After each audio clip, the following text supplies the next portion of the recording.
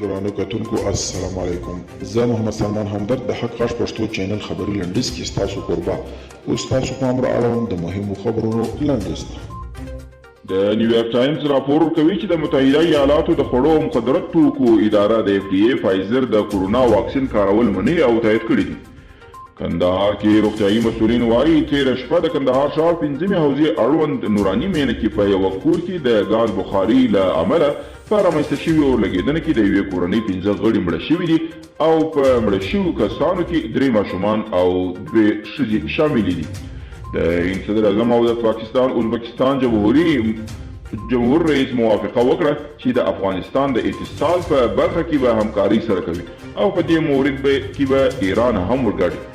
هغوی په دې باره کې هم ورته شان نظر لري چې افغانستان باید د ریل خط په واسطه د مرکزی اسیا له جمهوریتونو سره ووصل شي. ترکیه په انقره کې د ایران سفیر اظهار کړی.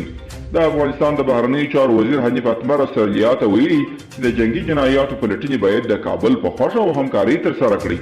امریکایي کارپوهان وایي چې په امریکا کې کورونا له دویم نړیوال جنگ زیات کسان وژلي دي. دا د کورونا له پیله تر دې دمه یوه بېساري مرګ شمېره ګڼل کېږي. دا چې په راتلونکي کې به څومره تلفات له ځانه سره ولري دا له وخته وړاندې خبره ده. د پاکستان پوځ وایي د هند له لوري ممکنه هدفي بریدونو د مخنیوي لپاره د تیارسي په حالت کې دي.